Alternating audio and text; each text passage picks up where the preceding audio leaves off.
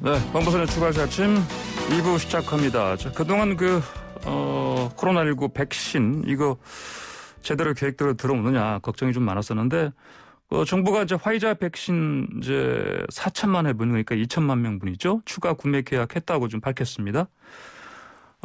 그럼에도 불구하고 이게 이제 사실 각 나라별로 지금 이 백신 가지고 거의 뭐 전쟁 치르듯이 좀 하고 있는데 이거 이제 앞으로 이제 제대로 확보하고 계획대로 이런 우리나라 전 인구 집단 면역 달성할 수 있을지 좀 사실은 이제 걱정스러운데 자세한 사항 좀 알아보겠습니다. 천은미 이대 목동 교수와 함께 알아보겠습니다.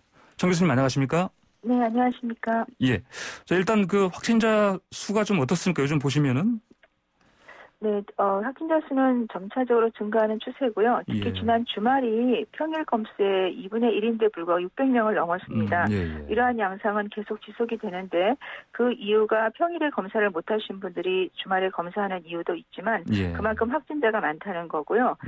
양성률이 2.94 거의 평일에 2배 이상 증가를 했고 감염 경로를 모르는 비율도 30% 가까이 육박을 하고 있다는 사실은 무증상장 감염자가 매우 많다는 얘기고 수도권뿐 아니라 비수도권이 40% 이하로 지속적으로 증가를 하고 있습니다. 특히 전 세계적으로 문제가 되는 변이 바이러스가 국내에도 확산을 하고 있는데 이 점도 매우 염려스러운 부분이라고 생각합니다. 예. 그리고 요즘 또 좀 방송에서 주말에 날씨가 좋고 그러니까 이제 나들이들이 참 많이 쏟아져 나왔는데 이것 때문에도 사실 날씨 영향으로도 사실 또 이제 감염이 좀 늘어난 거 아니냐 이런 걱정이 좀 큽니다. 어떻게 보십니까? 네, 야외 모임과 실내 모임, 특히 친구, 친지 모임을 통해서 밀접 접촉 감염이 늘고 있는 것은 맞습니다. 특히 무증상 감염자가 50%를 넘고 있기 때문에 대부분 2명 중에 1명이 감염자라는 사실이거든요. 이러한 상태로 간다면은 저는 아마 5월 내로는 1,000명을 육박할 수 있고 정부가 지금 이 상태가 아닌 새로운 방역 대책을 내놓지 않는다면은 급격한 확산세가 걱정이 됩니다. 정부는 지금 지난 3차 유행과 달리 병상이 준비가 되어 있기 때문에 문제가 없다고 얘기를 하시지만 이제 코로나를 1년 이상 겪은 상황에서는 중증 환자나 사망자를 만들면 안 되는 쪽으로 바뀌어야 됩니다. 특히 초기에 이제 진단을 빨리 해줄 수 있게 자가 키트도 이제 이용을 할 수 있고 또 생활치료시설에서는 전혀 치료를 하지 않고 있는데 생활치료시설 자체에서 여러 명을 같은 방에 있게 한다든지 발열 같은 호흡기 증상이 있는데도 이런 항체 치료제와 같이 우리가 사용할 수 있는 치료를 하지 않는 경우가 상당히 많은 것 같습니다.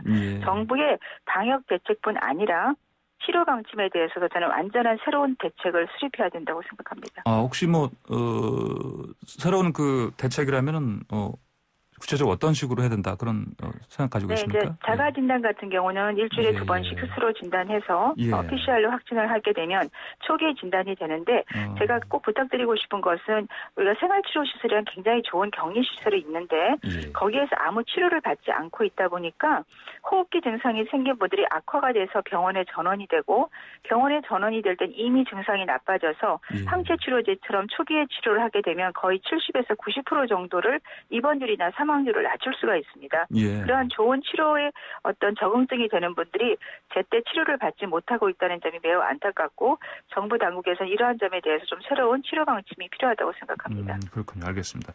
방금 변이 바이러스 말씀하셨는데 최근에는 인도발 변이 바이러스 얘기를 많이 합니다 보니까 이거 많이 위험합니까? 이 새로운 거는? 인도 변이는 기존의 한 개의 변이가 아니라 2개의 변이가 생겼기 때문에 문제입니다. 남아공 변이만 해도 우리가 이 백신에 상당히 무력화되는 그런 특징이 있는데 남아공과 브라질 플러스 미국 변이가 합해져 있기 때문에 감염력은 더 증가될 수밖에 없고 지금 인도가 3일 내에 100만이 감염이 됐습니다. 이러한 확진자 증가 요인으로 이 변이를 생각하고 있고 해외 같은 경우는 인도를 거의 입국을 제한하고 있기 때문에 국내도 인도처럼 이렇게 변이가 확산되는 경우에는 일시적으로라도 입국 제한을 하는 것이 필요하다고 생각합니다. 그렇군요. 알겠습니다. 자, 오늘부터 경북 일부 지역의 거리두기 개편안 이게 시범 적용하지 않습니까? 이게 어떤 내용이죠? 지역 상권을 좀 좋게 하기 위해서 정부가 내놓은 방책으로 생각합니다. 그러니까 10만 미만의 경북의 12개 군에 이제 오늘부터 5인 이상 집합 모임 금지를 해제를 하고 8명까지 제한을 풀어준 것입니다. 하지만 4차 유행 기로에서 풍선 효과도 있을 수 있고 가까운 지역에서 전파가 되게 되면 이 지역마저 확진자가 늘 수 있기 때문에 지금처럼 이렇게 확산이 많이 되는 경우에는 저는 전국이 같이 움직이는 것이 필요하다고 생각합니다. 네, 그렇군요. 알겠습니다. 자, 정부가 그 화이자 백신 2천만 명분 추가 계약했다고 밝혔습니다. 근데 이제 뭐 이걸 비롯해서 이제 계획대로 다 들어오니까 그 집단 면역 이것도 뭐 문제 없을 것이다 이렇게 얘기를 했는데 어떻게 전망하십니까? 2분기에는 지금 좀 들어오기 어렵죠. 그러니까 3, 4분기에 순차적으로 도입이 되기 때문에 가능하면 저는 2분기에는 인원수 목표를 정해서 맞추기보다는 3, 4분기에 동시에 접종을 하는 것이 집단 면역에 더 유리하다고 생각하고요. 특히 60대 미만인 경우에는 아스트라제네카 같은 경우는 어떤 개인의 위험을 고려해 주는 것이 꼭 필요하고 또 이런 변이에도 사실은 조금 약하기 때문에 정부에서는 본인이 원하는 경우에 접종을 하지만 원하지 않거나 위험이 있는 경우에는 3분기 이후에 이 백신이 수급이 정확히 된다면 그때 동시에 접종하는 것이 저는 좀 합리적이라고 생각합니다. 아, 그렇군요. 예, 알겠습니다. 자, 그리고 이제 이 화이자 백신만이 아니고 다른 백신들 다 이걸 합하면은 그 올해 백신이 9,900만 명분. 이거 거의 우리 인구 2배 아니겠습니까? 네. 그럼 이렇게까지 해야 되는 겁니까? 어떻게 보십니까? 백신을 여러 개를 수배 이상 우리가 구매를 합니다. 해외도. 왜냐하면 백신의 그 유효율이라든지 부작용이 다 다르기 때문에 어떠한 백신이 좋으면 그 백신으로 올인을 할 수밖에 없거든요. 그러니까 백신 분량은 지금 2배 정도가 되지만 그중에는 좀 우리가 쓰기 어려운 백신도 있을 수 있기 때문에 기본적으로 이 정도 백신의 물량은 필요하다고 생각합니다. 그렇군요. 그래 심지어 그걸 뭐라고 하죠? 부스트 샷이라고 하나요? 이 정도 되면 그것까지 나중에 가능할 수 있겠습니다. 부스터샷은 내년에 변이가 생길 때 사용할 수 있는 것이기 때문에 올해 들어오는 물량으로는 국민들이 접종을 해야 되고 부스터샷은 내년과 내후년에 지금부터라도 구매를 하는 것이 필요합니다. 그것도 대비해서 구매하는 게 필요하다 이런 생각이시군요. 최근에 그 정부에서 미국과 그 백신 스와프 추진한다고 하는데 이게 잘 안 되는 것 같습니다. 보니까. 그렇죠?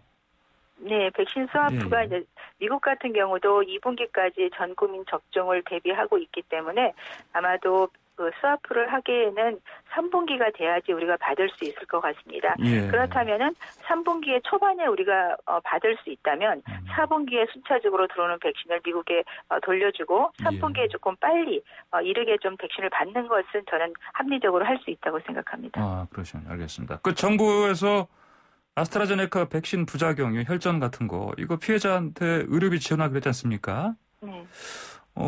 그러면 이 백신하고 이른바 그 이상 증세 간의 연관성 나오기 전에 치료비를 지원하는 건데 이게 옳은 방향이라고 보십니까? 저는 원래 인과성을 확인하기에 너무 시간이 오래 걸립니다. 그렇다면 그 전에 검사와 지원비를 적극적으로 지원해 주시면 백신에 대한 불신감 해소의 근본적인 대책이 될 수 있다고 생각합니다. 영국 같은 경우는 3개월간의 부작용 사례를 94페이지에 걸쳐서 발표를 했습니다. 거기에 보면 길리안 바레 신드롬처럼 하지가 마비가 오는 게 한 135회가 있었고요. 이번에 좀 문제가 되는 척수염 같은 경우도 35사례가 있었습니다. 폐색전증은 600사례가 넘었고요. 이게 정확하게 이러한 부작용 사례를 공개를 하고 있습니다. 국내에도 인과관계가 없다는 그런 단순한 그런 언급보다는 이런 영국 사례처럼 정확하게 부작용 사례를 다 기록을 해주시고 투명하게 공개를 하고 거기에 따라서 빠르게 적극적으로 부작용 사례에 지원을 한다면 저는 이런 백신에 대한 불신감을 해소할 수 있는 가장 좋은 방법이라고 생각합니다. 예, 알겠습니다. 끝으로 짧게 하나 여쭙겠습니다. 러시아 백신이요. 스푸트니크 5죠. 도입 가능성 지금 점검 중인데 이거 도입하는 거 찬성하십니까? 러시아 백신은 얀센 아스트라제네카 똑같은 아데노 기반이고요.